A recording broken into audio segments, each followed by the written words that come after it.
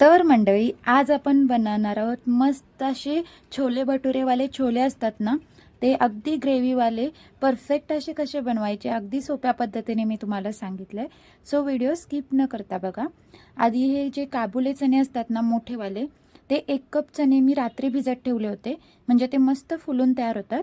आता आपल्याला एका कुकरमध्ये घालून त्यांना मस्त शिजवून घ्यायचे.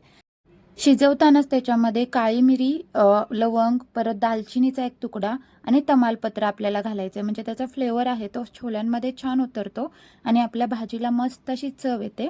आणि सोबतच चवीनुसार मीठ घालायचे, म्हणजे मस्त चवीचे असे चणे हे तयार होतात. आणि आपल्याला झाकण लावून मीडियम गॅसवरती 3 शिट्या करून घ्यायच्या आहेत. रात्रभर भिजलेले चणे आहेत, त्यामुळे 3 शिटीमध्ये अगदी परफेक्ट शिजले जातात.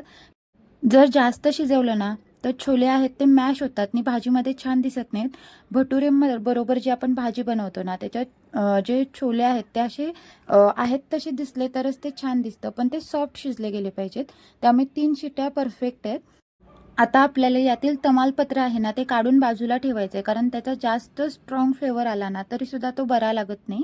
त्यामुळे आता आपल्याला मस्त असा कांदा आहे तो बारीक कट करून घ्यायचा आहे. मी ते चॉपरच्या मदतीने बारीक केला आहे, म्हणजे अगदी मस्त ग्रेव्ही तयार होते.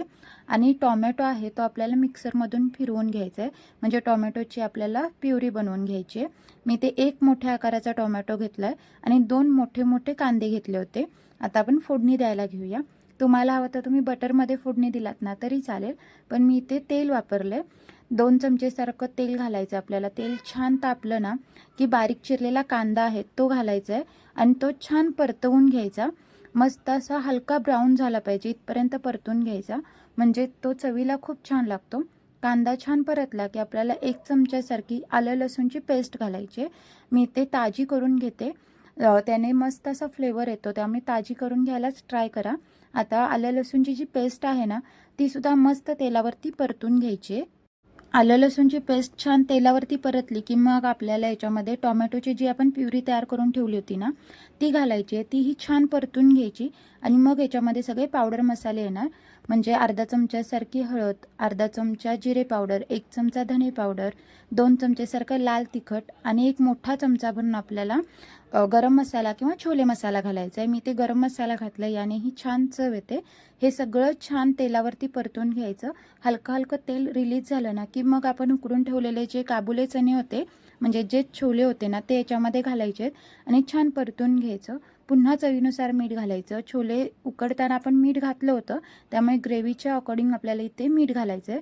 सगळं छान मिक्स करून घ्यायचं आणि झाकण ठेवून 5 मिनटं बारीक गॅसवरती याला शिजू द्यायचं, म्हणजे ग्रेव्हीचा जो फ्लेवर आहे ना तो छोलेमध्ये उतरतो आणि चवीला खूप छान लागतं.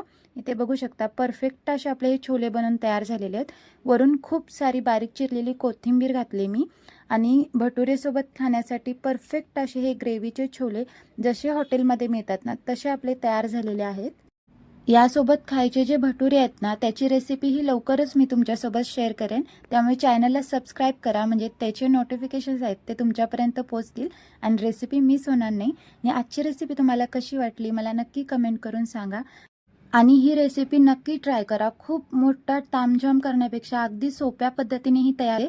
आणि रेसिपी आवडली तर रेसिपीला लाईक करा, शेअर करा आणि अशाच रेसिपीसोबत पुन्हा भेटू. तोपर्यंत खा प्या मजा करा. Bye bye.